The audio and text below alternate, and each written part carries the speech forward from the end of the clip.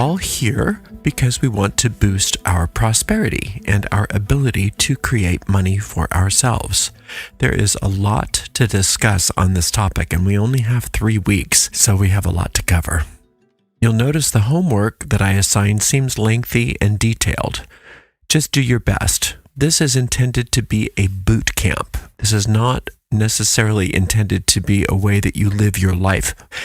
The idea is to jumpstart things and to get your mind open. If you're not keeping up with the daily work, it's okay. Don't be hard on yourself. Just take a deep breath and start over. Work on getting back on track and trying to finish those 3 weeks. Let's quickly go over some basics. We must ensure that we all understand the fundamental concepts of magic and basic metaphysics.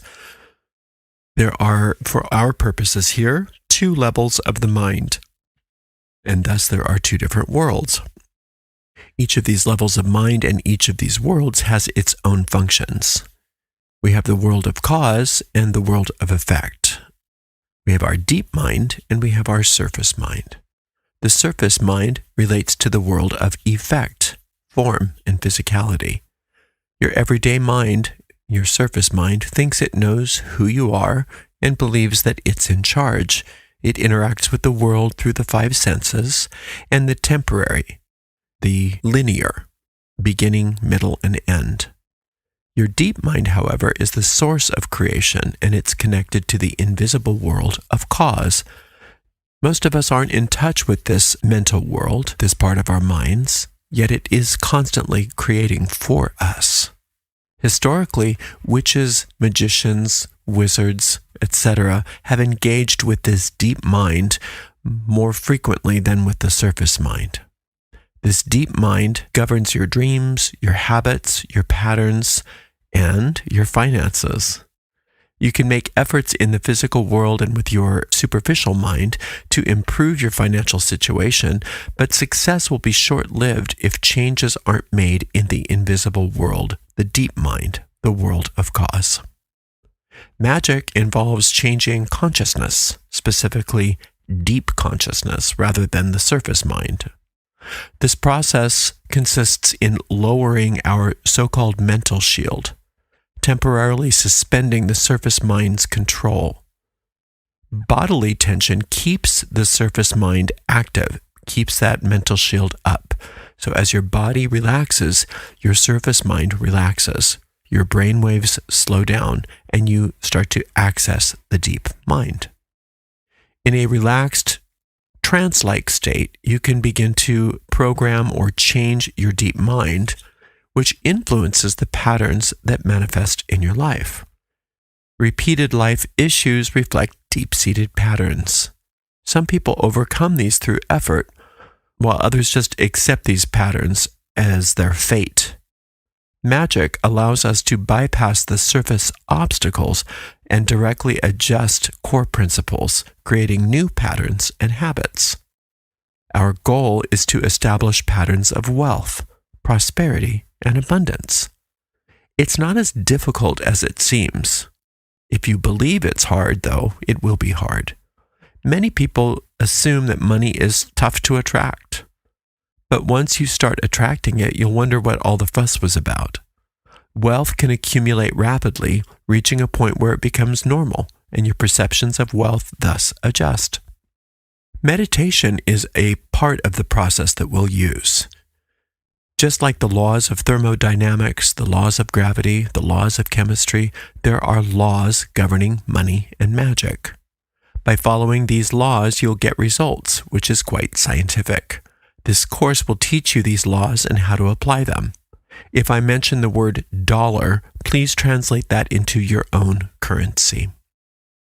Before going into the details, examining your attitudes about money is important. Progress will be limited until you face your attitudes and make new choices. Unless raised in wealthy families, most people are taught that money is brutal, evil, or that rich people are suspicious. It's common to blame others who have what you think you want, assuming that they are taking it from you. However, it's important to realize that there are good and bad people among the wealthy and the poor, both. You wouldn't declare gravity evil if somebody were pushed off a building. Similarly, fire isn't evil just because it can burn down a house, nor is electricity evil because it can electrocute someone. These elements are neutral, and they only become harmful when misused. Water isn't evil because someone might drown. Avoiding water would be impractical because water is essential. Likewise, money is necessary in our world, and we need it to function. Money is a symbol, an idea that serves to exchange goods and services.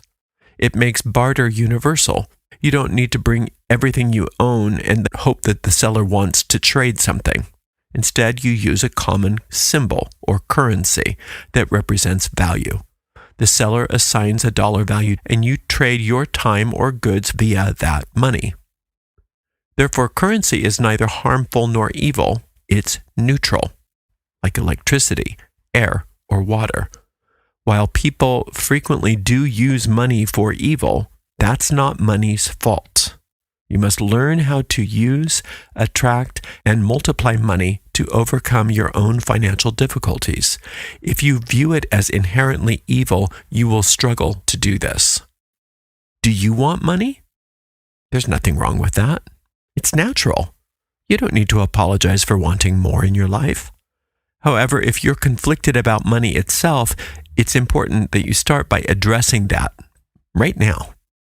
Over the next 3 weeks, we will work on overcoming any negative feelings or beliefs that you have about money. If deep down you think that money itself is inherently bad, but you consciously think you want more, you are creating conflict, and that conflict will hold you back. Money can be your ally. By making peace with money, you'll have all you need.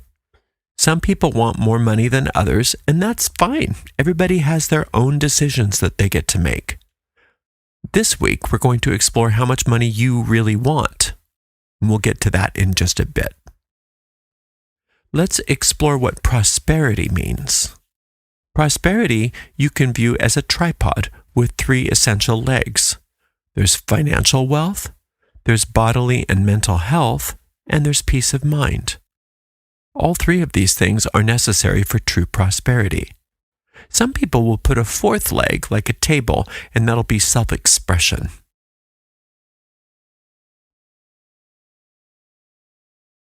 Some people may have financial wealth but feel miserable. They lack the other legs on their table or their tripod, making their prosperity unstable. Others may have peace and health, but they need more financial wealth than they desire. So they aren't prosperous either. Some people are healthy and have some money, but they are constantly worried about losing it, which affects their peace of mind, which means they're not truly prosperous. Since you are connected to the universal mind or the universal intelligence, you can access all the world's wealth anytime you desire. You can bring this wealth into your life through your decisions. And I'll soon discuss where money comes from over time, but let's establish this concept theoretically before we go into details. Education, background, intelligence, luck, hard work, and effort are all things believed to bring money, yet those things alone do not bring money. What brings money is the decision to pursue it. That's how you boost your income. Understanding that there's enough money in the world because money is an idea. Wealth is an idea. What are automobiles? What are trains? Those are ideas that have been realized through design and pursuit. Flying became possible because somebody wanted a better way to travel than using ships. If you let your current means dictate your decisions, then you're always going to lag. But if you decide what you want first and then let the means follow, you'll always be ahead. All wealth originates from the mind. Imagine if all the computers in the world were destroyed one day. Would we be able to recreate them? Of course. Of course we would, because we already know how to make them. The knowledge of creating computers is part of our collective understanding. We could produce millions of them quickly because computers and money are nothing more than ideas. Understanding that money is an idea means that you can choose how you think about money. When you consistently focus on prosperous, financial, wealthy thoughts, you will, by universal principles, increase your wealth. So you need to discover first and foremost, and this is part of your homework, take some time right away, like tonight or tomorrow. Don't put this off and list what you want. Just list what you want. Consider what you want. What do you want to be? What do you want to do? What do you want to have? Include your financial desires. For now, we're going to do something we don't normally do. We're going to set a time limit on your financial goals, and we're going to decide in numbers how much you want. Later on, when we're finished with this course, we want to soften that because magic tends to work better when you can leave it more open and let the universe decide for you. But for now, it's important that we get clear on what we think we want. So we're going to set a time limit on our financial goals and a dollar amount on our goals. For example, determining how much money you want to earn over the next 12 months. We won't delve deeply into the sphere of influence in this session because time is limited, but we explore it extensively in other courses, especially Witchcraft Beyond the Basics. Over the next 3 weeks, we will be working on expanding your sphere of influence, even though we don't discuss it specifically. It's good to set a yearly financial goal or a specific amount that you think you need or want, so that you have a financial target for these next 3 weeks. You want to aim to double your income over the next year. Multiplying your current income by 10 is a very effective approach, starting to open your mind. We want to set realistic goals, but also significant goals. If you start wanting 10 times more than what you currently earn, and then you pull back from there, it opens your mind. For example, someone earning $40,000 might initially target $400,000. Now that seems impossible to many people, but the process itself helps you to confront those feelings and reevaluate what you perceive as possible. And then when they start thinking about what's possible and what's within their sphere of influence, they might change it to $380,000 or $200,000, and then they might finally decide upon $80,000. Suddenly, though, doubling their income, $80,000, feels so much more achievable because they started with 10 times their income and they pared it back down. So focusing first initially on a higher goal makes doubling your income seem much more feasible, allowing you to grow your sphere of influence more quickly. Start by aiming for 10 times higher than your current income and then adjust back, but not any lower than double your current income. Throughout these 3 weeks, you'll discover new insights and receive clear guidance on achieving your goals. Like we said, we want to create a list of what you want to be, what you want to do, and what you want to have. You want a list of what you want, why you want the money that you want. Consider your desired net worth in 2 or 3 years, perhaps. Focusing on a total net worth is much more motivating than just aiming to get out of debt, because positive net worth isn't possible with debt. You see, if you decide that you want a positive net worth of $500,000 or even $50,000, it's a much more positive goal than saying, I want to get out of debt. Because if you were in debt, you wouldn't have a net worth that's positive. You'd have a net worth that's negative. Set goals for your net worth, set goals for your savings, and set goals for your investments. Even if you don't think you're ever going to have those things, start thinking about them as if you were going to have them just for these 3 weeks. Clear financial targets are so helpful for this 3 weeks as they will guide you toward where you want to be. Think of it as like needing to get to Saskatchewan on Monday. If you don't know about your destination at all, your chances of getting there are slim, since you would wander aimlessly. You need to know where you are going and where you want to go, where you're starting from and where you want to get to. Your journey changes depending on whether you're starting from New York City or California. If you think you need to be in the right place, you'll end up with a confusing itinerary if you don't know where you're starting from and where you're going to. Similarly, you must know your current position and your goals. With this clarity, planning becomes very manageable. It's like telling a travel agent, I'm here and I want to go there. Please help me get there. That's all magic is. Deciding where you want to be and deciding that you're going to get there. And where you want to go and letting the universe guide you is the process. This universal power is the same force that makes your hair grow, keeps your blood oxygenated, and makes the planets revolve around the sun. It can transform into anything you desire, whether it's a blade of grass, a baby, or even money.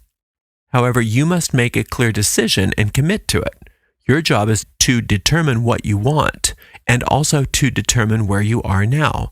The universe's job is to get you there. That's the essence of magic. Over the next few weeks, you'll be working hard. You might get frustrated with me asking you to commit to all of this, but I do want you to succeed. I want this to be the last class you ever have to take on money or money magic. Let us waste no more time on pointless money spells. In the next 3 weeks, you'll be done. Now remember that money is valuable, but worrying about bills and debts wastes your time and energy. Money won't buy you happiness, and it was never meant to. Money's never been meant to make you happy, but it is supposed to make you comfortable and to provide you resources. Your happiness is something that you must choose regardless of your financial situation. You can be satisfied regardless of any finances. If happiness is independent of money, and you don't need money to be happy, why not aim to be both happy and wealthy? There's no reason not to. You must understand that having money is possible, and the universe will allow it if you follow the proper steps. That's the law of inflow. It's a mental principle. The law of outflow is also a mental principle. Consider how you feel when you're spending money. Does it cause fear, tension, anger, upset? Do you worry that there won't be enough? These feelings reflect your core beliefs. We start by blessing our money every time we spend it, whether we're spending a dime or $10,000. Every dollar, dime, and unit of currency that you spend comes back to you multiplied when you believe it will. Every dollar spent can be planted for more money if you see it that way.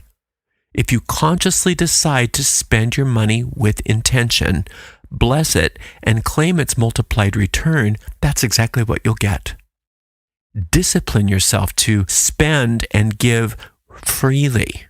Bless each expenditure and expect its return. Think of it like planting seeds. Remember that each fruit you eat contains potential seeds, but they'll only grow if you plant them. Don't just consume the fruit and discard the seeds, or you'll miss out. If you planted those seeds each time you ate the fruit, you'd have more trees bearing more fruit than you would ever be able to eat. You can apply this same principle to your finances as well. When you spend money, see it as planting a seed rather than discarding money, and you can always expect a return. Each tree grows multiplied fruits. Each fruit has numerous seeds. The law of increase is naturally woven into the universe. However, we can only rely on it to work for us with our own involvement. We need to decide to plant those seeds. It won't happen by itself. The law of surplus suggests that when you consistently have more money coming in than going out, you should pay yourself first by setting aside a portion of your income. By doing this regularly and consciously, there is surplus. For example, if you earn $1,000 and you save $100, this isn't hoarding money, but creating a mindset of abundance. It's really about your mentality, not what's in your bank. Do this out of confidence rather than fear. That will prevent the need to dip into your savings for unexpected expenses. A person with a surplus mindset tackles financial challenges without dipping into their savings because they tend to just generate more income. Developing this skill will take time and work, and we'll discuss several strategies to make this happen. Follow these methods over the next 3 weeks to achieve your desired financial mindset. It's important to note that only some people will take this initiative. It's said that only the top 2% succeed. The truth is that only 2 to 3% of people put in the effort. Many hope for wealth to magically appear without changing their mindset or doing the necessary work. Those who do not try often claim that these methods won't work. Choose to be among the 2 to 3% who do make things work. Never spend the money you're saving. Use it to start new ventures and plant new seeds for growth. As your money grows, apply the laws of increase for investing or starting new businesses. This goal is to achieve multiple streams of income, ideally passive, so that you start to work smarter, not harder. Now, it's not necessary that you do this. You don't need to have multiple streams of income in order to activate the law of increase, but we're going to talk about it a little bit in this course, and I just want you to, if you're not going to do it in reality, to at least do it as a mental exercise. This week, though, we're focusing on expanding our minds to the possibilities. Identify what you want, identify where you are, and identify where you want to go. We will also attune your energy to help create more prosperity in your life. There are 4 laws of money: inflow, outflow, surplus, and increase. You can think, write, and reflect upon them to understand their relevance to you. In your homework and in your handouts, I've included what I call the Grand Money Incantation. It may sound very mystical, but it's a series of chants that, when combined, form a powerful money incantation, and I'll explain why I wrote it in this way and how it connects to the 4 laws of wealth and the concept of deserving wealth. The Grand Money Incantation. I am a good effective witch, and I deserve to be rich. A wealthy life is my own right. My income grows by speed of light. The pipeline of my highest pleasure I now tap for endless treasure. Massive fortune I now find, flowing up from my deep mind. Each dollar I send on its ride comes back to me multiplied. Every dollar that I spend comes back to me 10 times 10.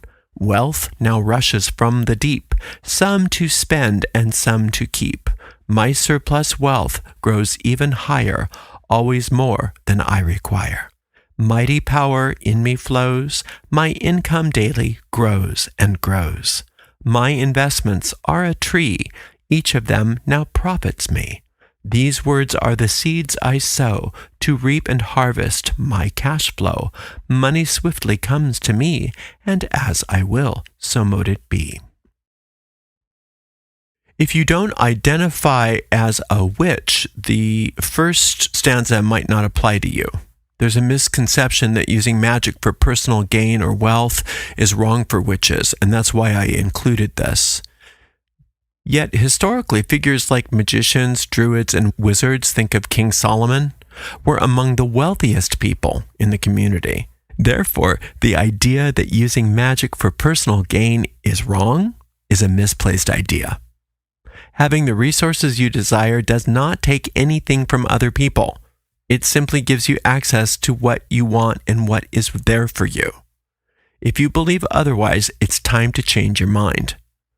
So the first line of the incantation is, I am a good effective witch, and I deserve to be rich. This line is ideal for witches, but you can skip it if you don't identify as a witch. The second line in that section is, a wealthy life is my own right. My income grows by speed of light. Now, if you're interested in the law of inflow, the incantation also includes, the pipeline of my highest pleasure I now tap for endless treasure, and massive fortune I now find flowing up from my deep mind. And you can use either line or both together. Now, the pipeline of my highest pleasure I now tap for endless treasure means that many income channels will open up for you as you progress in prosperity. The most prosperous ones will be the ones that you enjoy the most. You'll reach a point where you're only doing what you love, and the money flows to you this way, making it feel like you're not working. Even though you might be working harder than anybody around you, you don't see it that way. Since it's enjoyable, it doesn't feel like work because you'd be doing it anyway. Now, I'm not telling you if you don't like your job that it's time to quit it right now. Keep your job. We'll talk more about how you're going to quit your job later. I've also included a prosperity symbol in your handouts. It's a mix of the astrological symbols for the moon, Jupiter, Venus, the sun, Mercury, and the earth. Every day, gently gaze upon this prosperity symbol while you're doing your chanting or your incantation or your spell work for 5 to 15 minutes. After chanting, sit, relax, and visualize achieving your goal. This is all explained in your homework. Don't use the printed version of the prosperity symbol. I created a computer-generated one for reference, but I want you to draw it by hand. Have fun with it. Don't worry if it's perfect. Use green and gold colors for this symbol. You can use white paper with crayons, markers, paints, and incorporate shades of green and gold. Make it appealing to you, and keep this prosperity symbol for all your magical work over the next 3 weeks. I've also provided you with 3 meditations. Those of you who are familiar with my work know that I work a lot with the orb of light. This particular orb of light meditation focuses on prosperity. That's why I call it the prosperity orb of light. And I want you to start working with the long orb of light meditation right away. You don't have to wait for anything. For the spell work and the prosperity symbol, make sure that you create those and you start doing your spell work after the new moon.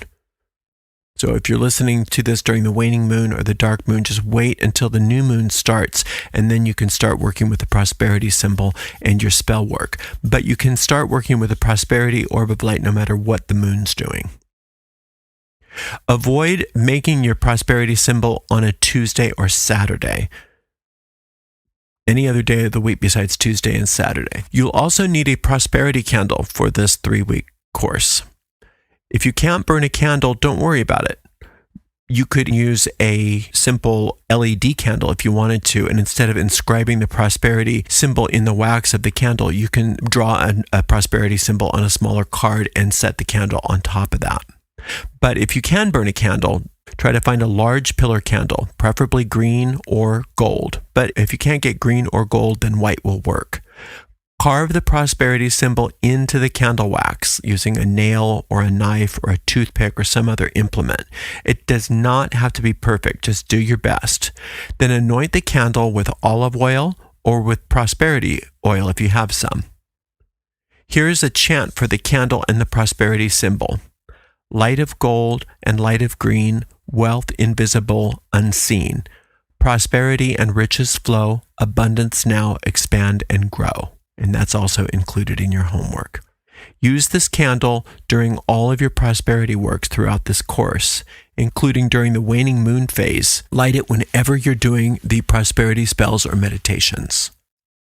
After you've done the orb of light meditation, which you can start right away, today or tomorrow, there's no need to wait for any particular moon phase. Once you've completed that orb of light meditation, it's really only about 10 or 15 minutes. The music plays for about a half an hour, allowing you to keep it going during your incantations or spell work if you desire. It'll look like it's a really long meditation, but it's really just a short meditation with a continuation of the music. You also have a morning and an evening prosperity meditation. These are all in your handouts. For these meditations, choose an ambitious and challenging financial goal for the next 2 years. Set an actual dollar amount and set a target date for when it will manifest. This is very different than what we normally do, but it's very important for this course. Write this goal on paper with a statement like, this goal manifests in an easy and relaxed manner in healthy and positive ways for the highest good of all. This happens easily and happily in healthy and positive ways for the highest good of all. The divine plan for achieving your goal is fully formed and revealed daily. That's something to remember. And what you're doing is simply tapping into the divine plan for achieving your goal. You're not creating it yourself. It's up to you to follow the directions that the universe gives you during your meditations. So write your statements and work with them daily. Read your statement out loud during your morning prosperity meditation, either before or after doing the meditation. In the evening, read your goal statement aloud before your evening meditation and let it guide you to sleep. I also recommend getting a prosperity journal, preferably a 3-ring binder. This lets you add and reorganize your papers as your goals change, helping you to regularly review them. You can buy dividers for sections like incantations, goals, recipes, homework, etc. Use a 3-hole punch to keep all your prosperity work in one place. Now, there's a practice that some people resist, but it works very quickly and effectively to help you to achieve your desires. I've known people who within weeks to months have quadrupled their income using only this technique, so I encourage you to try it regardless. It's your daily manifestation list, which you can keep in your prosperity journal if you'd like. Make this a habit just for the duration of this course, and ideally, if it starts working for you, keep it for the rest of your life. If done right, it will become your best friend. So here's how it works. At the end of each day, before heading into your meditation, list 6 things that will manifest the next day. Not tasks necessarily, but goals that you want to have happen. It's not a to-do list, it's a manifestation list. You'll find that if you conceive of it as a manifestation list rather than a to-do list, even though you can check each item off the list and complete those things yourself, you will find that some of those items start to manifest without any direct effort on your part, especially as you get more skilled in this. So you'll write the list, you go to you'll do your meditation and you go to sleep, and your deep mind begins to work on that list and a range of circumstances so that some things just start to occur.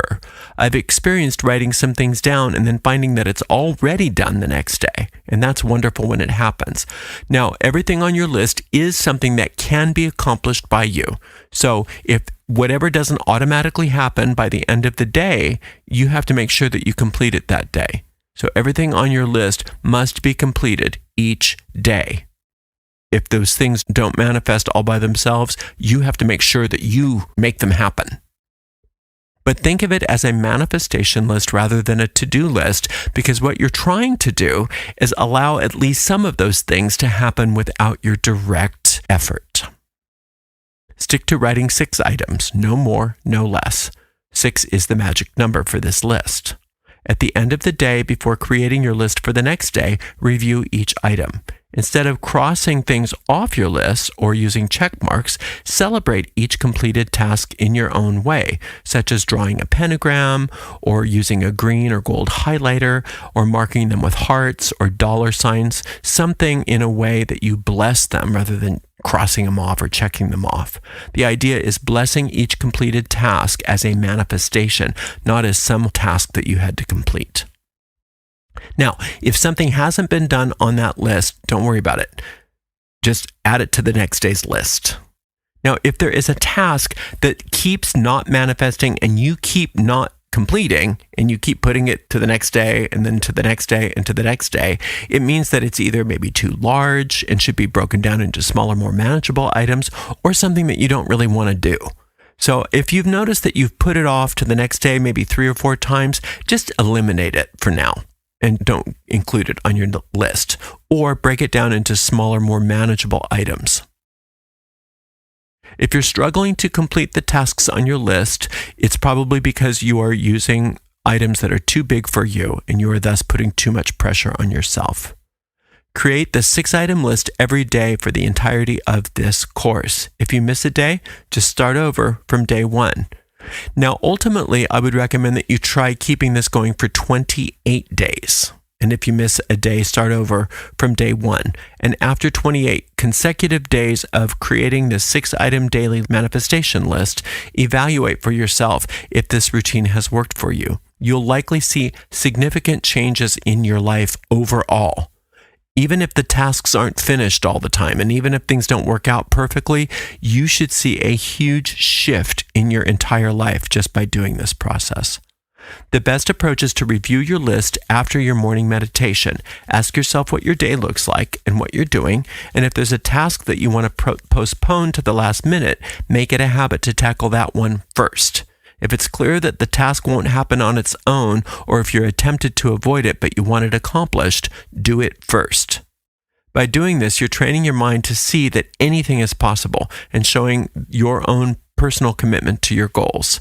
You're reinforcing that when you desire something, it will happen, either by your own efforts or by someone else's. You'll notice changes in your life. Use the daily manifestation list as a robust magical process.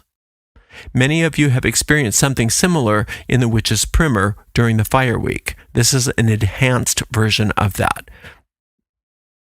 You're doing all this meditation, 3 daily sessions, and spell work. Your subconscious mind is becoming intensely focused on prosperity. You'll start to see your goals unfolding and manifesting. Begin doing your daily spell work as close to the new moon as possible. Avoid starting your spell work on a Tuesday or Saturday, however. Don't get too caught up in all the recipes that I've given you for magical oils and incenses. They're there for your enjoyment. If you enjoy magical oils and incenses, these are wonderful formulas. But while they're useful, they're not necessary. What's necessary is your mind, your pen, your paper, and your voice. If you can't chant aloud the chants in this course, focus on using pen and paper and chant within your mind. If writing is difficult, use your mind to focus on the goal. Start with where you are and keep at it. Go through the homework, do your best. Don't worry if you understand all of it, but just do the tasks as I have given them to you. Start with week 1, do all of the meditations, do all the homework, and get ready to start having a prosperous life. All right, there's a lot to do. We will see you all next week. Until then, have a prosperous week. Blessed be.